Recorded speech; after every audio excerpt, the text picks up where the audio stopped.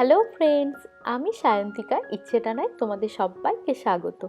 আজকে আমি তোমাদের সঙ্গে সুইট অ্যান্ড সাওয়ার স্যামনের রেসিপি শেয়ার করব। আমি দুর্গাপুজোর সপ্তমীর দিন এই রান্নাটা করেছিলাম, তারপর তোমাদের সঙ্গে শেয়ার করব বলেছিলাম, কিন্তু হয়ে ওঠেনি। আজকে তাই সেই রেসিপিটাই তোমাদের সঙ্গে শেয়ার করব। তাহলে চলো বেশি দেরি না করে একদম সোজা রেসিপির দিকে যাওয়া যাক। প্রথমে স্যামনের ফিলে আমি এইভাবে টুকরো টুকরো করে কেটে নিয়েছি, আর সেটা অল্প তেলে ভেজে নিচ্ছি। এবার দেখো আমি একে একে পেঁয়াজ, আদা, রসুন আর টমেটো, কাঁচা লঙ্কা খুব ভালো করে কষিয়ে নিচ্ছি। আমি এখানে আদা আর রসুনটা গ্রেট করে দিয়েছিলাম।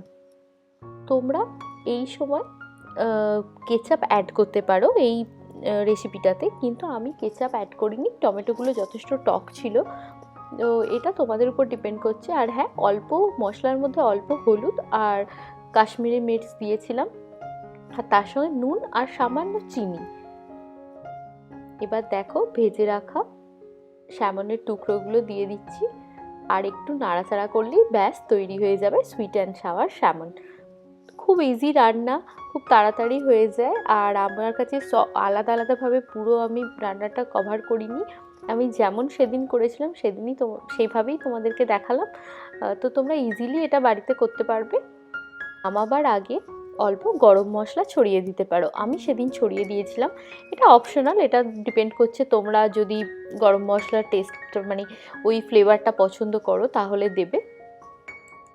Sweet and sour salmon ready. তোমরা এইভাবে ট্রাই করো আর আমাকে জানিও যে তোমাদের রেসিপিটা কেমন লেগেছে। ভিডিওটা দেখার জন্য অনেক ধন্যবাদ। সবাই খুব ভালো থেকো, দেখা হবে নেক্সট ভিডিওতে। বাই।